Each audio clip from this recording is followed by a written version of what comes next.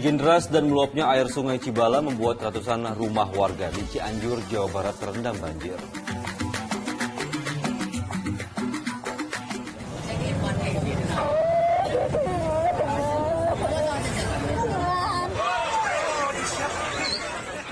Seorang wanita tak kuasa menahan kesedihan saat mengetahui anggota keluarganya tewas dibunuh dengan cara tragis.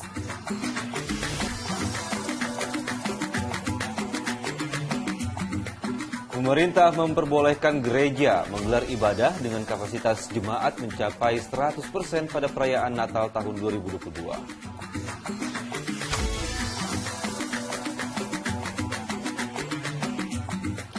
Sama-sama menyandang predikat sebagai tim kejutan, duel antara Kroasia kontra Maroko diprediksi akan berlangsung sengit untuk memperebutkan peringkat ketiga di ajang Piala Dunia 2022.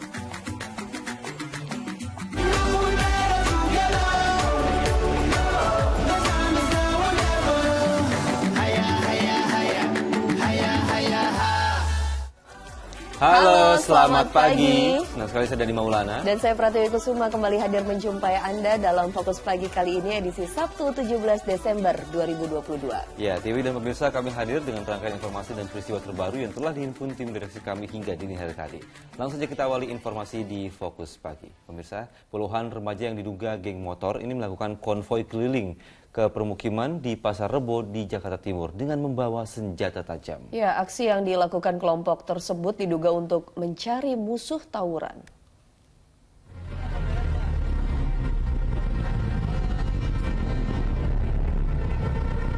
Inilah video amatir yang mempertontonkan sekelompok remaja dengan sepeda motor menyatroni permukiman di Jalan Gandaria 1, Pasar Rebo, Jakarta Timur pada Jumat subuh.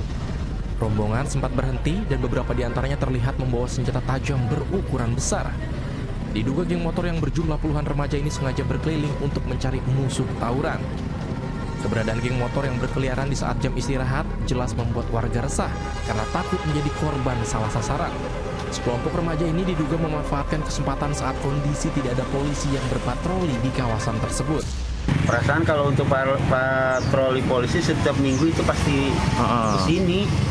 Tapi kadang nggak nyampe seminggu sekali, kadang nyampe seminggu 2 kali untuk polisi itu. Pihak kepolisian kini telah melakukan penyelidikan terkait aksi sekelompok geng motor dan menelusuri nomor kendaraan untuk mencari identitas para pelaku. Tri Wibowo melaporkan dari Jakarta.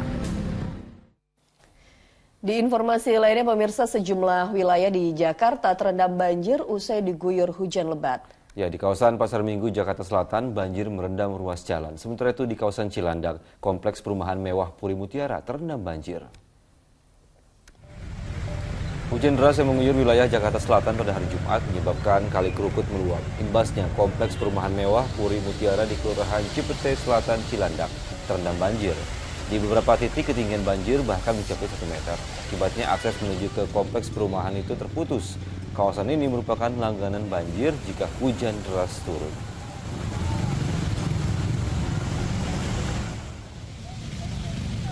Luapan Kali Krukut juga merendam ruas jalan Benda Bawah, Kelurahan Cilandak Timur, Pasar Minggu, Jakarta Selatan pada Jumat sore. Ketinggian banjir di kawasan ini bervariasi antara 20 hingga 50 cm. Imbasnya, arus lalu lintas dari arah Jalan Antasari menuju Jalan Ampera tersendat. Sejumlah petugas penanganan sarana dan prasarana umum atau PPSU dikerahkan mengatur arus lalu lintas mengingat ada lubang yang tertutup banjir. Akibat aliran sungai Cibaligo meluap, jalan provinsi yang menghubungkan kota Bandung dan juga Cimahi ini sempat lumpuh. Ya, selain itu hujan deras dan juga meluapnya air sungai Cibala mengakibatkan ratusan rumah di 5 desa di Cianjur, Jawa Barat terendam banjir.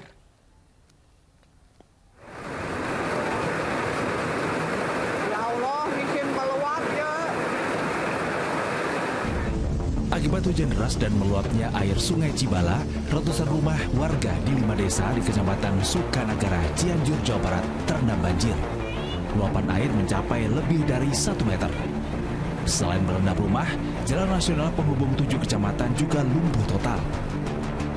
Kondisi terkini lapangan Sukanagara terendam banjir. kantor PDAM sampai dengan rumah-rumah penduduk terendam banjir. Terjadi banjir bandang yang memang disebabkan oleh meluapnya Sungai Cibala. Ya, itu memang sudah terjadi setiap saat bila mana hujan dengan intensitas tinggi dan masuk aliran air itu ke Sungai Cibala. Hingga saat ini, BPBD Kabupaten Cianjur masih mendata rumah warga yang terendam banjir. Pihak BPBD juga belum mendapatkan laporan korban jiwa.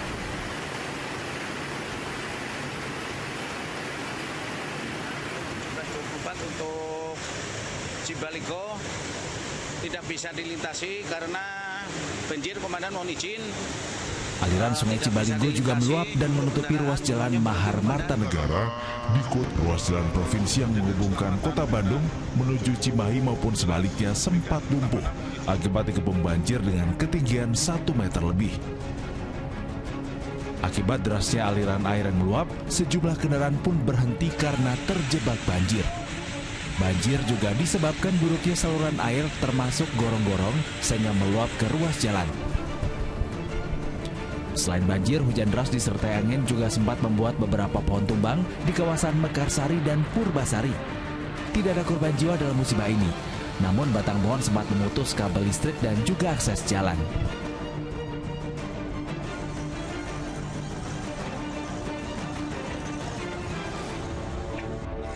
Untuk mengantisipasi banjir, petugas gabungan dari kecamatan wilayah Kabupaten Bekasi membersihkan 100 ton sampah yang menutupi badan kali di Kampung Keramat, Kabupaten Bekasi. Sampah yang menumpuk sepanjang 200 meter berasal dari kawasan Babelan dan Kota Bekasi. Pihak kecamatan mengimbau warga untuk tidak membuang sampah ke kali karena menimbulkan bencana banjir. Tim Liputan melaporkan. Di informasi berikutnya, pemirsa, warga korban banjir di Kabupaten Serdang Bedagai, Sumatera Utara ini masih enggan mengungsi meski banjir sudah memasuki hari ke-7. Sementara di Kabupaten Pati, Jawa Tengah, permukiman warga terendam banjir akibat tanggul Sungai Kaliombo jebol.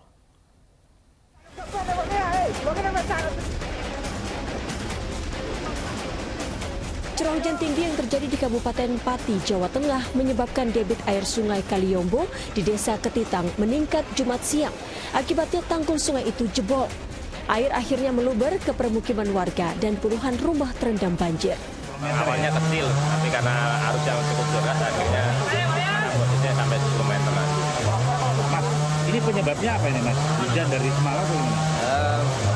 Karena ini air kiriman, dari kemarin sore itu udah hujan deras, ya, hampir menyeluruh hujannya. Untuk mengurangi air mengalir ke permukiman, warga membangun tanggul darurat dari batang kayu dan karung berisi pasir. Sementara di Kabupaten Serdang Bedagai, Sumatera Utara, banjir telah memasuki hari ke-7 dengan ketinggian 60 cm. Meski banjir tidak kunjung surut, namun warga memilih bertahan di rumah mereka. Saat ini kondisi kesehatan para korban banjir terus menurun. Sebagian besar dari mereka terserang infeksi saluran pernapasan atas. Lagipun kami malas meninggalkan rumah ini. Kok sekarang banyak orang yang jahat. Kalau rumah tinggal, dia pun masuk ke rumah. Banjir yang terjadi di Kabupaten Serdang Bedagai menyebabkan 13.000 rumah terendam banjir. Dari 8 kecamatan terdapat 50 warga yang terdampak. Tim Liputan melaporkan.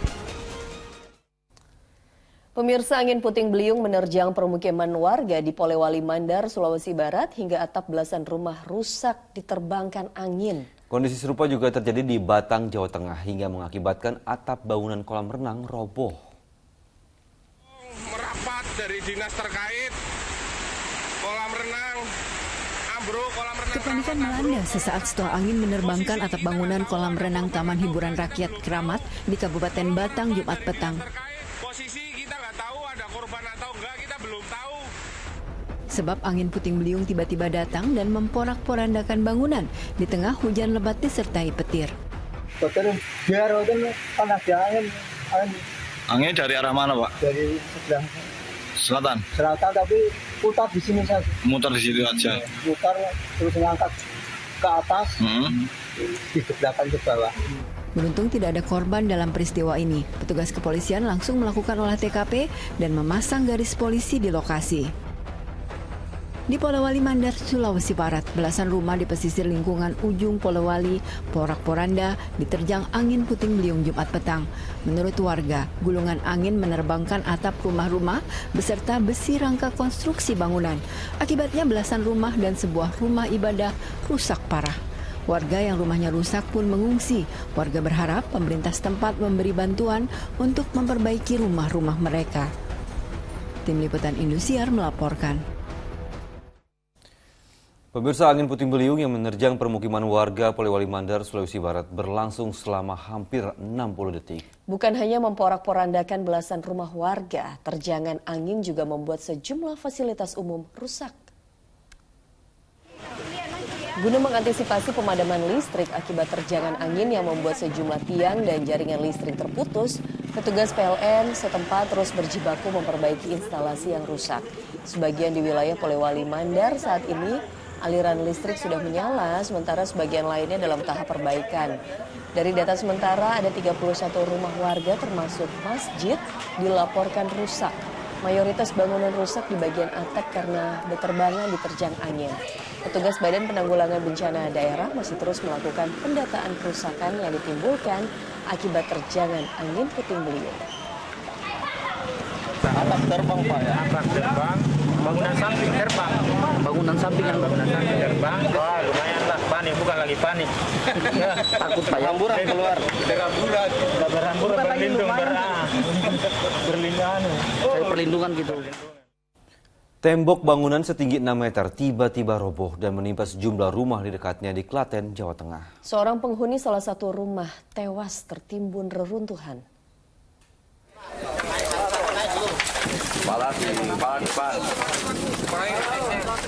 Setelah lebih 1 jam mencari, tim SAR gabungan akhirnya berhasil menemukan jenazah korban yang tertimbun reruntuhan bangunan di Ceper, Klaten, Jumat siang.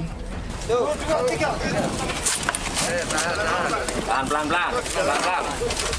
Tim SAR gabungan dari Damkar, BPBD, TNI Polri, dan komunitas relawan sempat kesulitan menemukan jasad korban karena posisinya di ruang sempit. Diperkirakan di ruangan dapur dengan luasan tadi kurang lebih 1,5 meter, kemudian panjangnya juga 1,5 meter, sehingga bisa kita katakan tadi di ruang sempit ya, posisinya di ruang sempit. Menurut saksi mata, peristiwa tersebut bermula saat korban, Rahmat, seorang tukang bangunan, tengah melakukan perbaikan rumah Ansori. Tiba-tiba tembok bangunan di belakang rumah roboh lalu menimpa rumah Ansori. Korban yang tengah berada di dapur ikut tertimbun. Untuk tembok yang roboh ini ada diduga karena temboknya tidak campuran semennya kurang. Jadi hanya tembok lama sehingga tidak ada semennya, sehingga ketertimpa angin karena cuaca, hujan dan sebagainya, sehingga roboh ke rumah penduduk sebelahnya yang rapat dengan tembok tersebut.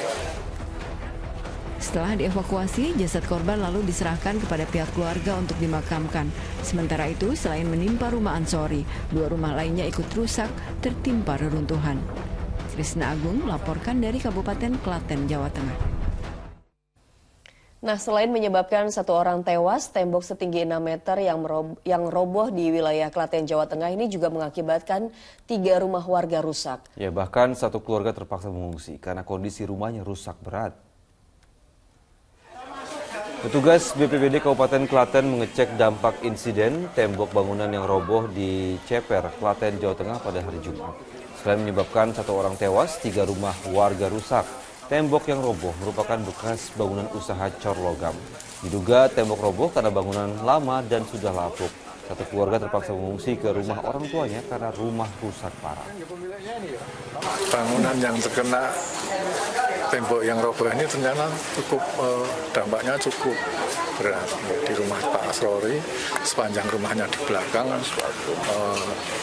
roboh, kemudian juga atapnya juga rusak.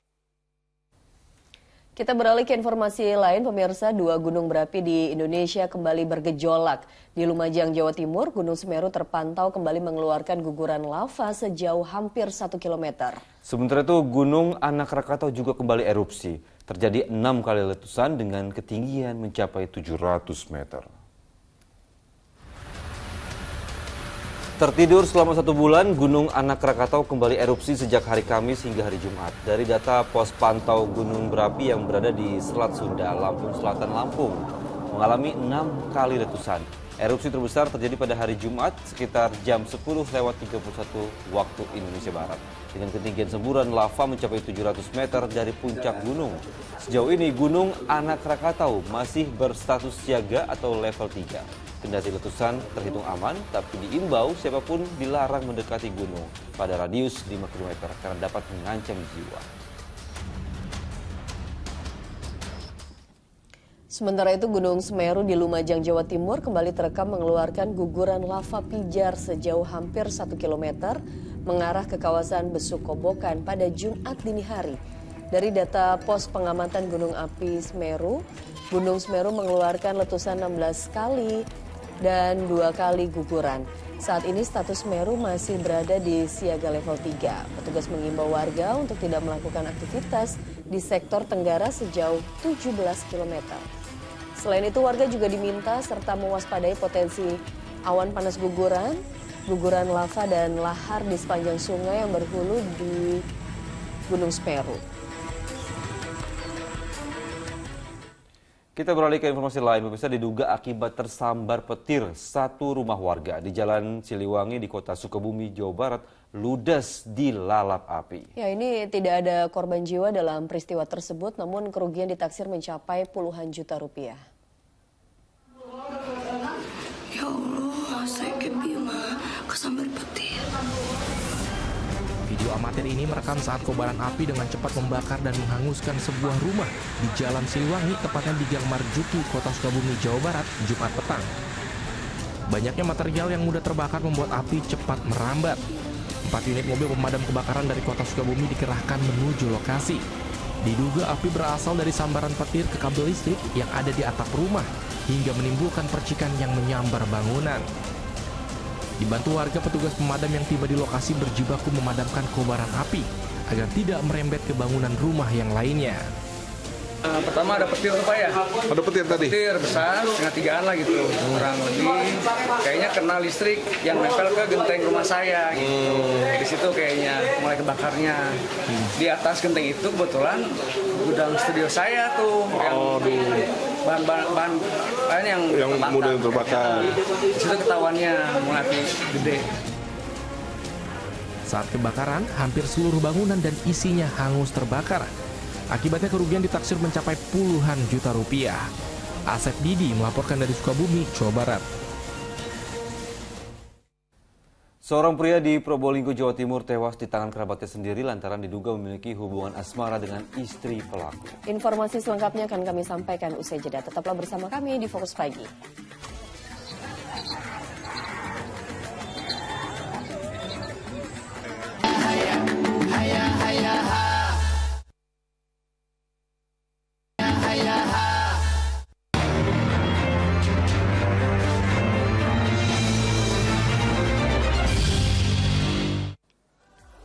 Anda kembali menyaksikan Fokus Pagi bersama saya Pratiwi Kusuma dan kita lanjutkan informasi di pagi hari ini pemirsa.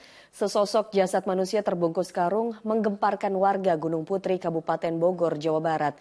Jasad yang ditemukan di tepi sungai Cilengsi itu diduga korban pembunuhan.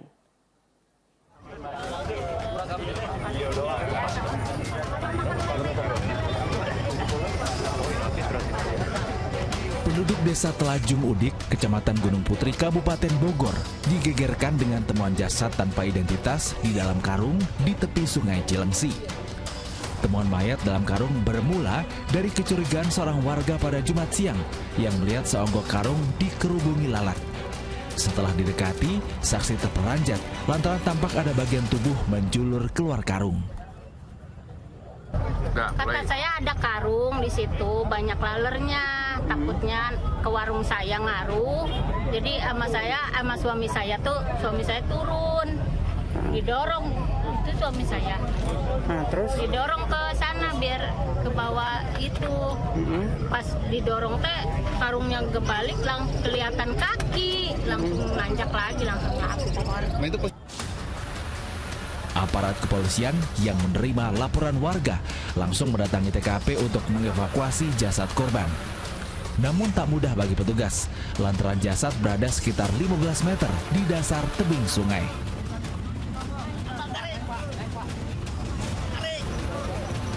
Polisi menduga jasad tanpa identitas ini adalah korban pembunuhan. Masih sedang didalami karena kami akan bawa ke Rumah Sakit Kramat Jati Polri untuk pendalaman dan juga pemeriksaan saksi-saksi. Ya. Selanjutnya, jenazah dibawa ke Rumah Sakit Polri Kramat Jati Jakarta untuk diautopsi. Asep Solihin melaporkan dari Kabupaten Bogor, Jawa Barat. Terbakar api cemburu, seorang pria di Probolinggo, Jawa Timur tega membunuh kerabatnya. Polisi masih memburu pelaku yang kabur usai kejadian.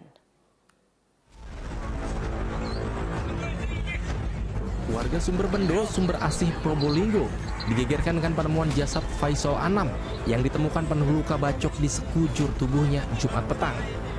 Pria berusia 30 tahun ini terkapar di jalan desa hingga jadi tontonan warga. Pihak keluarga yang datang ke lokasi kejadian nampak histeris mengetahui kondisi korban yang tewas dengan cara tragis. Menurut keterangan sejumlah warga, korban dibunuh kerabatnya sendiri yang terbakar api cemburu. Diduga korban terlibat cinta segitiga dengan istri pelaku. Dugaan sementara menurut keterangan saksi, itu 1 minggu yang lalu istri dari pelaku dibawa oleh si korban. Dibawa di pasar malam di Desa Ambulu. Tawan si pelaku. Usai membacok korban, pelaku langsung melarikan diri dan hingga kini masih diburu. Polisi masih memeriksa sejumlah saksi serta mengumpulkan beberapa barang bukti termasuk motor korban yang ditemukan di lokasi kejadian. Dan Diari Gafur melaporkan dari Probolinggo, Jawa Timur.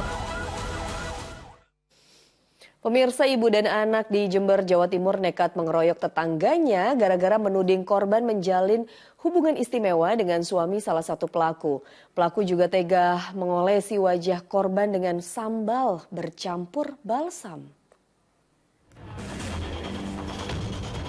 Inilah potongan rambut serta sisa balsam bercampur sambal yang diduga untuk mengolesi muka SM, warga Jenggawah, Jember, Jawa Timur. Korban pun melaporkan kejadian ini ke Polsek Jenggawah. Kejadian bermula ketika SM dikeroyok oleh ibu dan anak tetangga desa. Pelaku juga tega mengusap wajah korban dengan sambal bercampur balsam. Polisi pun mendatangi rumah pelaku di Desa Wonojati, namun keduanya sudah meninggalkan rumah. Akhirnya, 2 pelaku menyerahkan diri kepada polisi. Kasus pengeroyokan diduga berlatar belakang cemburu. Tersangka A ini mencurigai korban berhubungan dengan suaminya. Kemudian tersangka A ini mengajak anaknya untuk memberikan pelajaran terhadap korban Sumina ini, yang mana tersangka menyiapkan lombok yang diulek dengan garam dan dicampur balsam, kemudian dibawa ke TKP. Atas perbuatannya, pelaku harus berurusan dengan hukum dan terancam dijerat pasal pengeroyokan. Namun polisi berupaya memediasi kedua belah pihak, sebab korban dan pelaku sebenarnya masih memiliki hubungan kekerabatan. Tommy Iskandar melaporkan dari Jember, Jawa Timur. Kurang dari 24 jam, aparat kepolisian mengungkap kasus tewasnya seorang siswi SMK yang jasadnya ditemukan di sumur ladang Desa Purwodadi, Kabupaten Deli Serdang. Polisi menangkap pembunuh yang mengaku sakit hati pada ucapan korban. Reza, mana handphone apa? Tersangka Rizky Lewa alias Reza, warga Desa Terang Bulan, Sunggal, Deli Serdang, ditangkap polisi tanpa perlawanan di tempat persembunyiannya di rumah kerabatnya. Kepada penyidik, pelaku mengaku mengenal korban LP, seorang siswi SMK, di jejaring media sosial. Keduanya sepakat untuk bertemu pada Senin 12 Desember lalu. Petaka terjadi ketika ia menyatakan cintanya namun ditolak korban. Tak hanya itu, pelaku juga sakit hati karena korban menghina fisik tubuhnya. Korban lantas dihabisi dengan dijerat lehernya dengan dasi dan tubuhnya dibuang ke dalam sumur di sekitar lokasi. Sementara ponsel dan tas korban digasaknya. Setelah dilakukan pemeriksaan awal oleh penyidik bahwa pelaku ini merasa sakit hati karena ada ucapan dari korban kepada pelaku terkait dengan kekurangan ataupun cacatnya pelaku di bagian di bagian bibir ya, di bagian bibir. Itu yang membuat pelaku nekat membunuh korban. Sebelumnya, sesosok jasad berseragam SMK ditemukan di dalam sumur ladang Jalan Perumahan Serbajadi, Desa Purwodadi, Kecamatan Sunggal, Kabupaten Deli Serdang, Kamis 15 Desember kemarin. Kondisinya mengenaskan lantaran lehernya terlilit dasi. Korban dilaporkan keluarganya hilang sejak Selasa 13 Desember lalu. Tuti Alawiyah Lubis melaporkan dari Medan, Sumatera Utara. Sopir pribadi yang tega menyekap dan membunuh majikannya di Sunter Agung, Tanjung Priok, Jakarta Utara dijerat pasal berlapis. Tersangka tega menyekap dan membunuh majikannya lantaran sakit hati sering dihina serta terlilit utang sebesar 50 juta rupiah hingga ingin menguasai harta benda korban. Sejumlah barang bukti berupa pisau, pakaian, tas, serta kaos kaki menjadi barang bukti yang ditemukan polisi. Dalam rilis yang digelar di halaman Mapolsek Tanjung Priok, Jakarta Utara terungkap, tersangka yang merupakan sopir pribadi korban tega menyekap dan membunuh karena sakit hati. Herman juga terlilit utang senilai 50 juta rupiah sehingga ingin menguasai harta korban. Atas tindakannya tersangka dijerat pasal berlapis, yakni pembunuhan dan perampokan. Data kita bukan bahwasanya beliau bersangkutan kemudian untuk melaksanakan perampokan atau sejenisnya seperti itu. Tapi karena pada saat pelaksanaan adanya perlawanan, makanya korban akhirnya meninggal dunia dengan upaya seperti pencegahan dan penyempalan bunuh dengan menggunakan alat yang seperti masker kaos kaki sehingga Ketenangan Kompleks Geria Inti Sentosa Sunter Agung Tanjung Priok Jakarta Utara terusik setelah 2 anggota keluarga di salah satu rumah disekap dan dianiaya pada Rabu malam 14 Desember lalu. Korban berinisial M berusia 76 tahun ditemukan tewas, sementara korban lainnya wanita 66 tahun berinisial R kritis. Pelaku yang ternyata sopir pribadi korban berhasil diringkus polisi berkat pertolongan warga.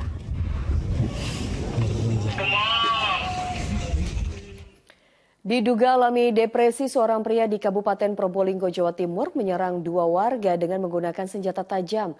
Pelaku akhirnya dilumpuhkan aparat dengan tindakan tegas terukur.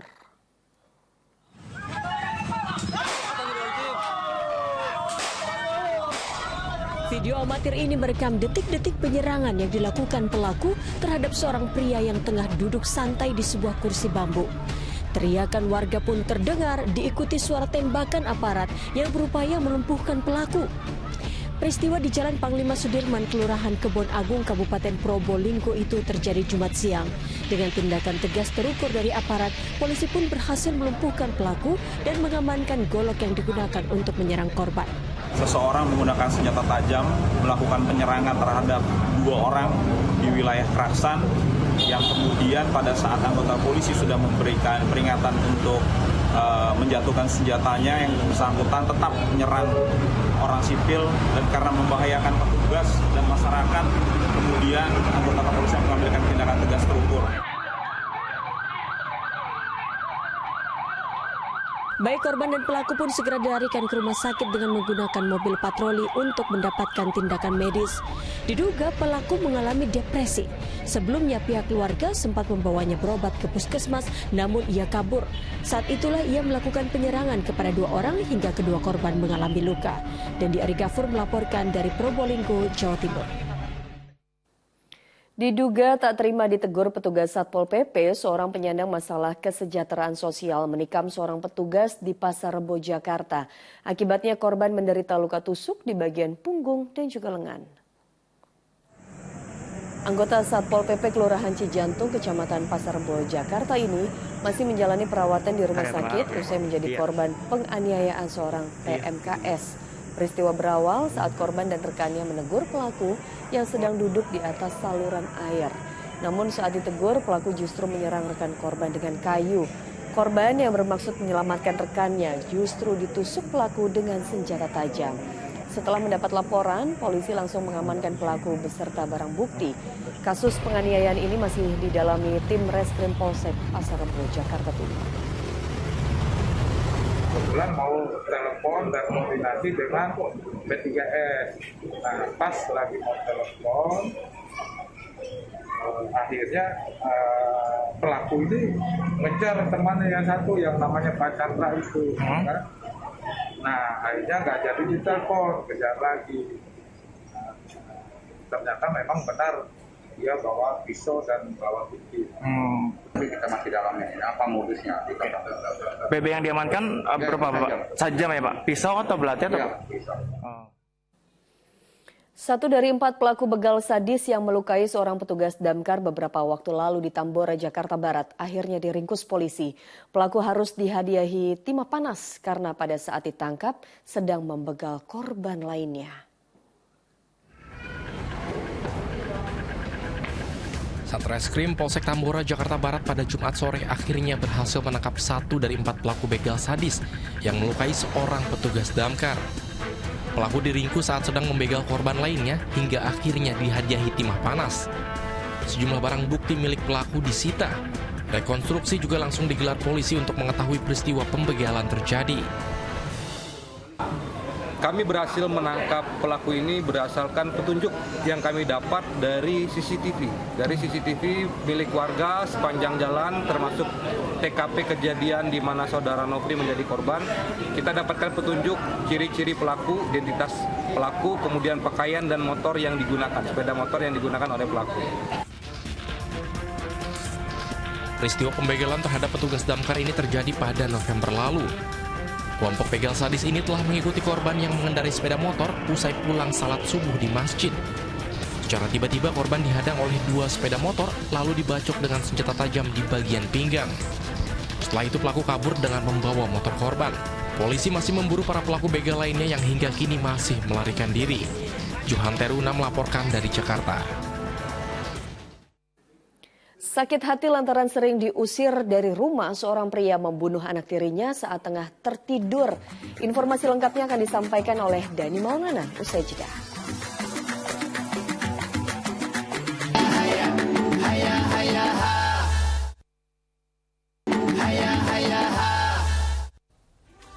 Anda kembali menyaksikan Fokus Pagi bersama saya Dani Maulana. Seorang bapak di Padang Pariaman, Sumatera Barat membunuh anak tirinya saat korban tengah tertidur. Kepada polisi, pelaku mengaku sakit hati kepada korban lantaran sering mengusirnya dari rumah. Warga Batang Piaman, Nagari Gunung Padang Laweh, Kabupaten Padang Pariaman, digegerkan dengan penemuan jenazah korban pembunuhan di wilayah mereka.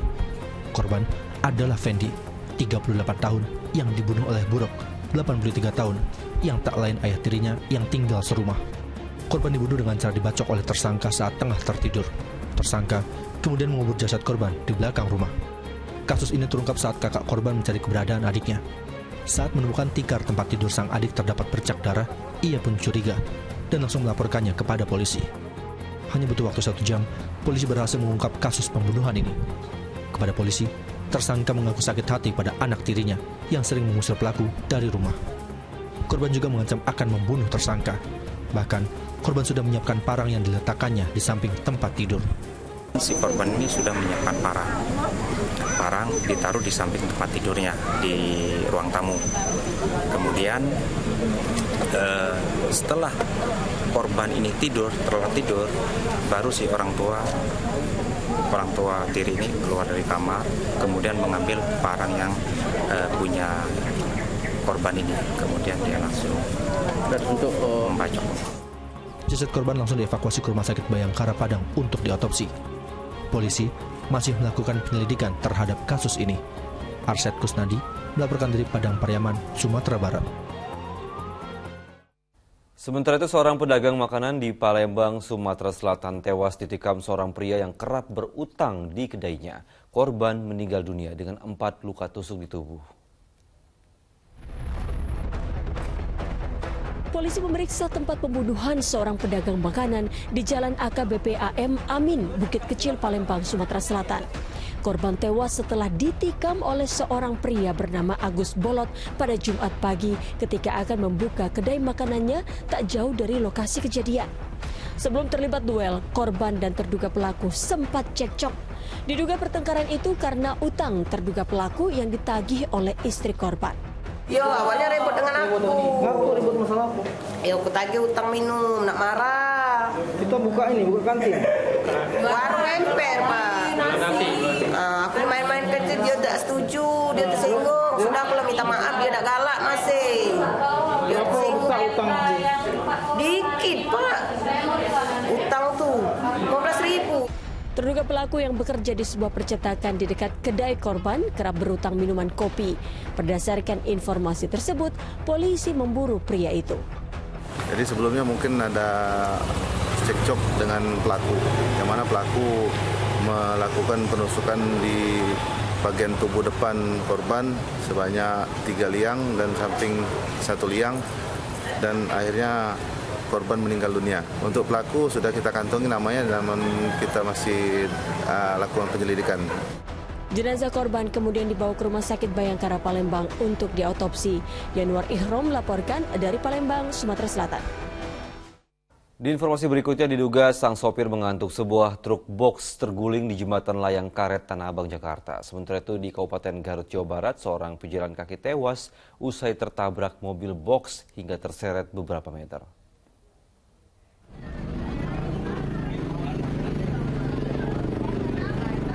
Petugas langsung mengevakuasi jenazah seorang pria yang tewas usai tertabrak mobil box di Jalan Nasional 3, jalur Garut Tasikmalaya, tepatnya di Kecamatan Kersamanah, Kabupaten Garut. Selain menewaskan seorang pria, mobil box maut itu juga merusak 2 unit sepeda motor dan etalase toko. Kejadian berawal saat mobil box sebuah ekspedisi itu melaju kencang dari arah Bandung menuju Malangbong, Garut. Tiba-tiba, truk oleng dan keluar jalur, kemudian menabrak 2 sepeda motor yang sedang parkir dan menabrak seorang pejalan kaki hingga tewas. Truk terhenti setelah menabrak tembok sebuah toko, kemudian terbalik. Ini mobilnya oleng dari sana, dari warung. Ada orang lagi beli rokok, lagi jalan di pinggir, tabrak mobil, langsung masuk ke sini ke warung. Terus nabrak apa aja, Pak? Nabrak orang, nabrak motor 2, orang 1. Sang sopir mobil box beserta kendaraannya langsung diamankan polisi. Akibat insiden ini, menimbulkan kemacetan panjang beberapa kilometer di lokasi kejadian. Sementara di Jakarta, petugas Sudin Perhubungan Jakarta Pusat langsung berupaya mengevakuasi truk box yang terguling di jembatan layang karet Tanah Abang menggunakan 1 unit mobil derek. Truk yang melaju dari arah Karet menuju Tangerang ini terguling usai sang pengemudi kehilangan kendali saat kendaraan depannya berhenti mendadak. Diduga sang sopir truk mengantuk. Tidak ada korban jiwa dalam insiden ini. Tim Liputan melaporkan. Di informasi lainnya, Kementerian Agama memperbolehkan umat Kristiani untuk menjalankan ibadah Natal dan malam misa Natal di rumah ibadah dengan kapasitas maksimal 100%. Pihak kepolisian juga menyiapkan pengamanan di tiap gereja dan juga meminta jemaat tetap mematuhi protokol kesehatan.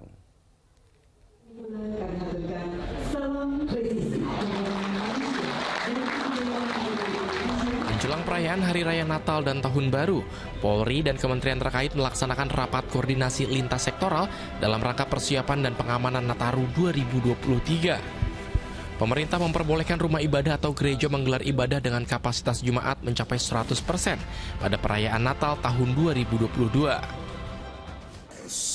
PPKM-nya sudah level 1 semua. Artinya sudah dilakukan kebebasan-kebebasan yang terukur.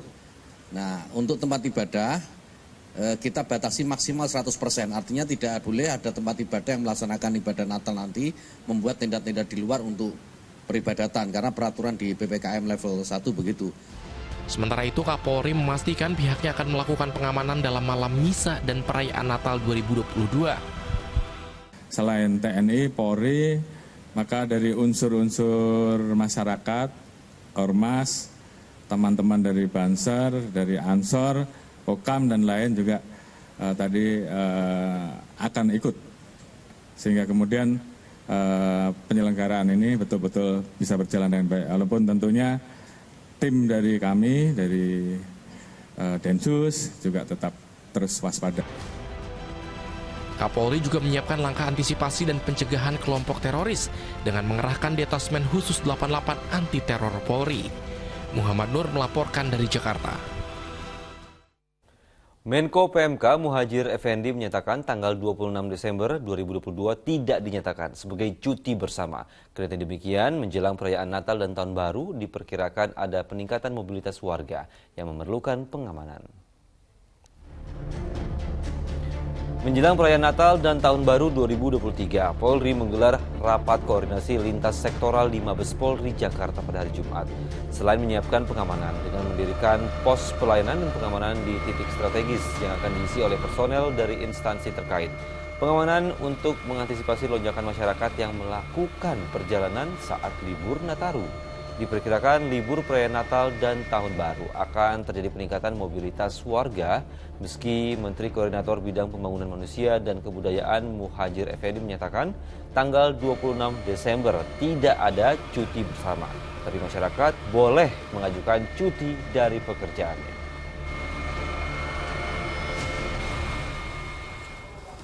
Sementara itu mengantisipasi ancaman keamanan saat malam Natal dan malam pergantian tahun, Polri telah membangun beberapa pos pengamanan dan pos terpadu di sejumlah lokasi. Polri akan menggelar operasi lilin selama 11 hari, mulai tanggal 22 Desember hingga 3 Januari. Sebanyak 1.660 anggota Polri dikerahkan untuk pengamanan Natal dan juga Tahun Baru. Selama masa libur, mobilitas masyarakat juga diperkirakan akan meningkat, yakni sekitar 44 juta orang.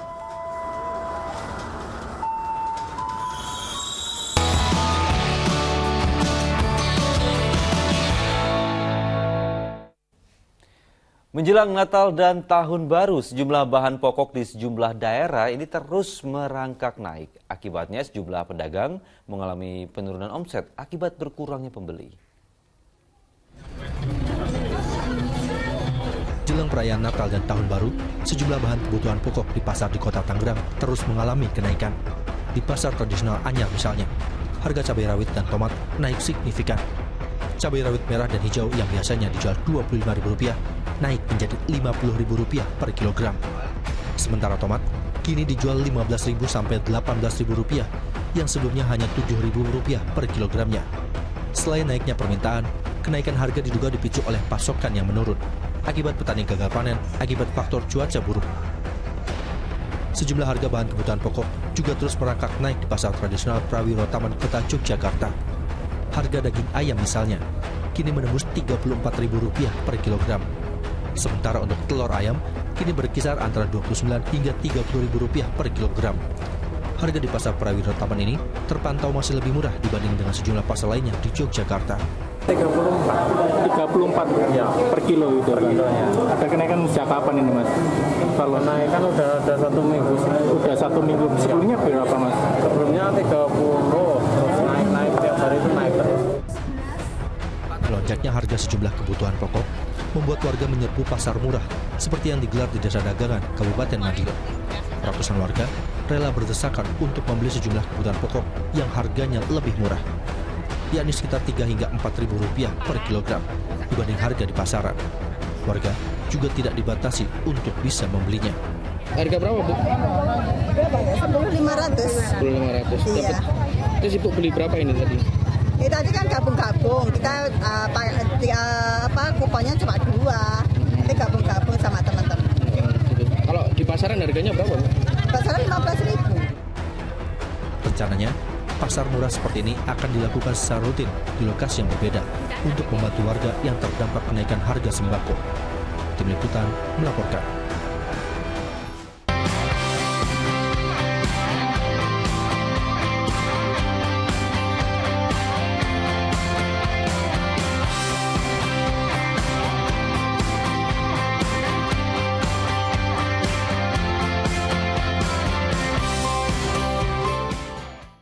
Kita beralih ke peristiwa lain. Sebuah rumah di Cengkareng, Jakarta Barat ludes terbakar. Diduga kobaran api berasal dari korsleting listrik di lantai atas rumah yang dihuni oleh pasutri lansia. Kobaran api membesar dan melahap sebuah rumah yang berada di Jalan Taman AA Cengkareng, Jakarta Barat pada hari Sabtu. Petugas damkar berjibaku melokalisir api agar tidak merambat ke rumah lain. Diduga api berasal dari korsleting listrik di atas lantai rumah. Setelah 1 jam, api dipadamkan petugas yang mengerahkan 16 unit mobil pemadam kebakaran.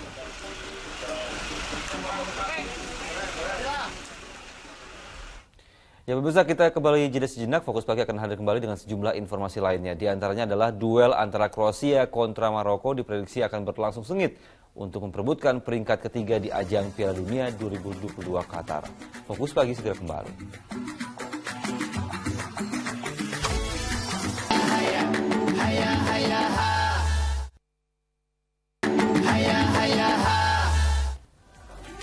Anda kembali menyaksikan Fokus Pagi bersama saya Pratiwi Kusuma. Dan saya Dani Maulana. Pemirsa, kita lanjutkan informasi di Fokus Pagi. Ibu dan anak di Jember, Jawa Timur nekat mengeroyok tetangganya gara-gara menuding korban menjalin hubungan istimewa dengan suami salah satu pelaku. Pelaku juga tega mengolesi wajah korban dengan sambal bercampur balsam. Inilah potongan rambut serta sisa balsam bercampur sambal yang diduga untuk mengolesi muka SM, warga Jenggawah, Jember, Jawa Timur. Korban pun melaporkan kejadian ini ke Polsek Jenggawah. Kejadian bermula ketika SM dikeroyok oleh ibu dan anak tetangga desa.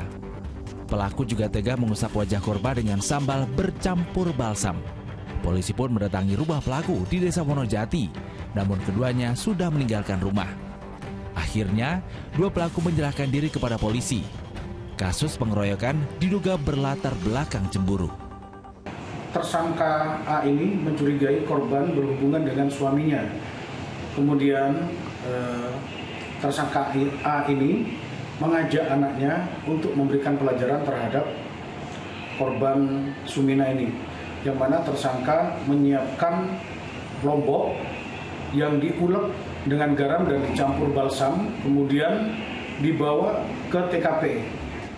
Atas perbuatannya, pelaku harus berurusan dengan hukum dan terancam dijerat pasal pengeroyokan. Namun polisi berupaya memediasi kedua belah pihak, sebab korban dan pelaku sebenarnya masih memiliki hubungan kekerabatan.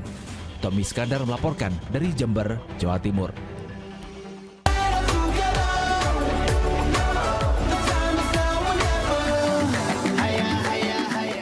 Dipersembahkan oleh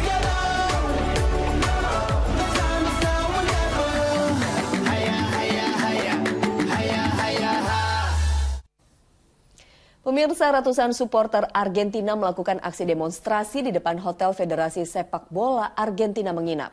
Ya, mereka meminta kemudahan dalam membeli tiket karena saat ini harga tiket non-resmi final Piala Dunia 2022 di pasaran ini telah menembus angka 78 juta rupiah.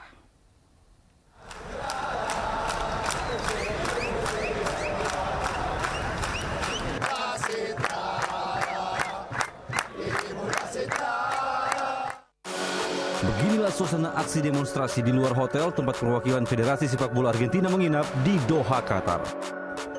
Ratusan supporter berunjuk rasa meminta penurunan harga tiket final Piala Dunia 2022. Para supporter mengklaim tiket untuk menonton laga final antara Argentina kontra Prancis sulit didapat. Jikapun ada yang menjual, harganya meroket hingga mencapai $5.000 Amerika Serikat atau sekitar 78 juta rupiah. Banyak penggemar yang menyesalkan tingginya harga tiket non-resmi di pasaran. Nosotros queremos tener la posibilidad de comprar la entrada al precio oficial, no queremos que nos regalen nada, no queremos otra cosa que tener la posibilidad de comprar la entrada al precio que corresponde, porque lamentablemente en la reventa están pidiendo hasta $5.000, cosa que... Tim nasional Argentina akan menjalani laga final Piala Dunia 2022 melawan Prancis di Lusail Iconic Stadium Minggu malam. La Albiceleste mengincar kemenangan untuk meraih gelar juara dunia ketiga, sekaligus memberikan penyempurnaan gelar bagi sang mega bintang Lionel Messi.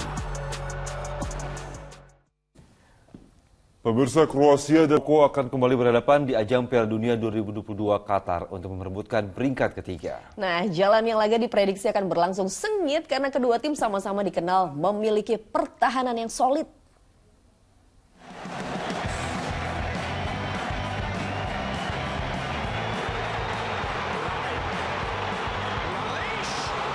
Duel perebutan peringkat ketiga di Piala Dunia 2022 Qatar akan tersaji di Khalifa International Stadium Sabtu malam antara Kroasia menghadapi wakil Afrika, Maroko.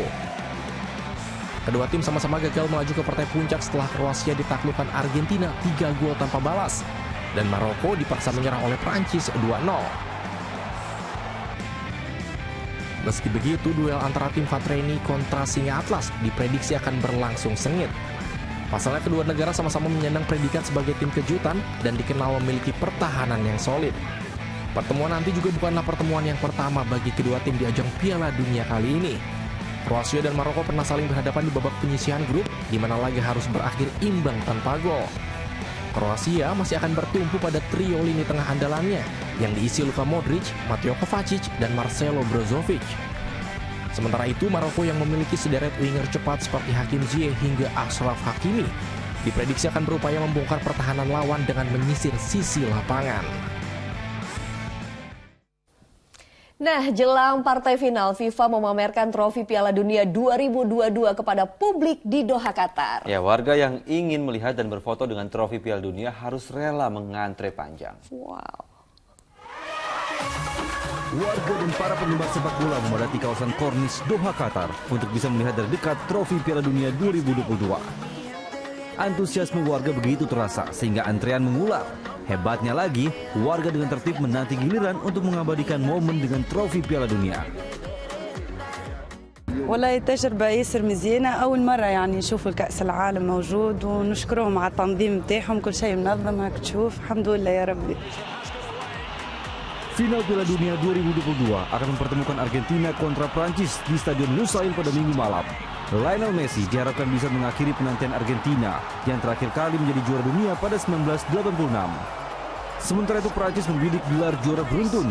Bila berhasil, Kylian Mbappe dan kolega akan menyamai raihan Brasil yang jadi juara dunia beruntun pada 1958 dan 1962 di era Pele.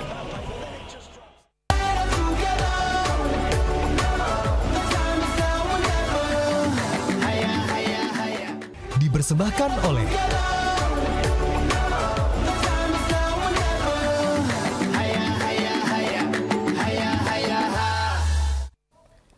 Kita ke informasi sepak bola dalam negeri, pemirsa. Dari pekan ke-15 BRI Liga 1, PSS Sleman terperosok ke jurang degradasi usai ditumbangkan PSIS Semarang. Ya, sementara dari laga lain, Persija Jakarta harus puas berbagi angka dengan Persebaya Surabaya.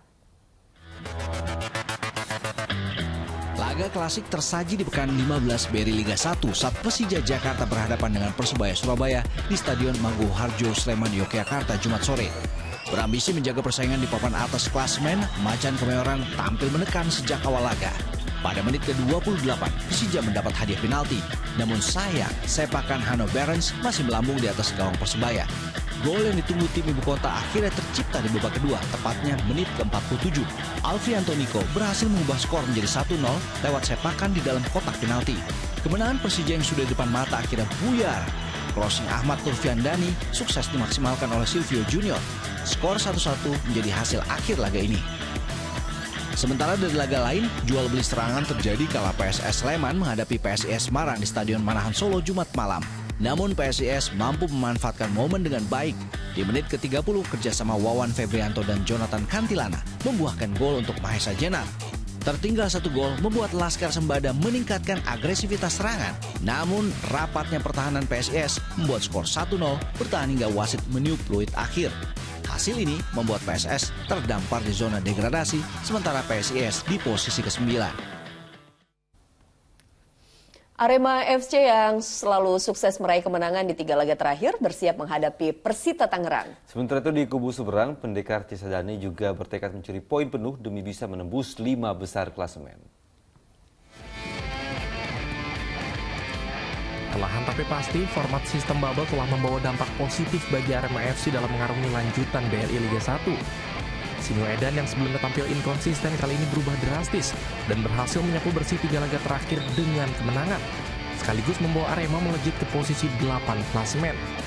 Kondisi ini menjadi modal positif bagi skuad asuhan Hafi Roka untuk menantang Persita Tangerang dalam pekan ke-15 di Stadion Manahan Solo Rabu sore. Sementara di kubu seberang, Persita tentu tidak ingin kehilangan poin. Apalagi di tabel klasemen, Pendekar Cisadane masih unggul 2 peringkat di atas Arema FC. Kemenangan akan menjadi misi yang wajib diraih Persita untuk bisa menembus 5 besar, menggeser posisi Persija. Heri Prasetyo melaporkan dari Solo, Jawa Tengah.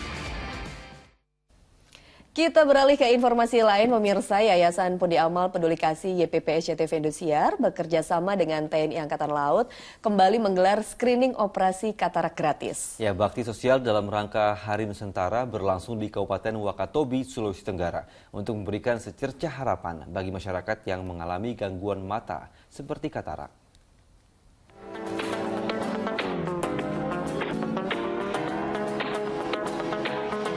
Ratusan orang warga Kabupaten Wakatobi ini antusias untuk screening operasi katarak dan pterygium atau penyakit bola mata secara gratis.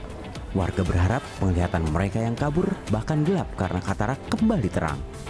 YPP SCTV Indosiar bekerja sama dengan TNI Angkatan Laut Koarmada II, Perdami, Perhimpunan Dokter Mata Indonesia Jawa Timur, dan pemerintah Kabupaten Wakatobi menggelar bakti sosial ini dalam rangka Hari Nusantara 2022. Operasi katarak gratis mulai 9 hingga 12 Desember di atas kapal rumah sakit milik TNI Angkatan Laut KRI Dr. Suharso di dermaga pelabuhan Pangulubelo, Wakatobi, Sulawesi Tenggara. Saya terima kasih kepada YPP SCTV Indosiar yang mengoperasi mata saya. Minta terima kasih kepada YPP SCTV Indosiar yang bisa mengoperasi saya, karena selama ini saya tunggu-tunggu operasi katarak ini. Alhamdulillah hari ini saya bisa. Target operasi katarak kali ini sebanyak 100 pasien. Pertama, kami mengucapkan terima kasih banyak atas segala dukungannya sehingga dapat terlaksana operasi katarak. Mudah-mudahan ke depannya semakin banyak lagi event-event yang serupa dalam rangka mengentaskan angka kebutaan di Indonesia. Bakti sosial operasi katarak gratis YPP SCTV Indosiar menjadi sumbangsih nyata bagi kesehatan masyarakat termasuk bagi warga Kepulauan Kabupaten Wakatobi, Sulawesi Tenggara. Sujianto melaporkan dari Wakatobi, Sulawesi Tenggara. Ya pemirsa, usai sudah Fokus Pagi hari ini tetap kencangkan protokol kesehatan. Dan pemirsa, usai Fokus Pagi jangan lewatkan untuk menyaksikan program Pintu Berkah.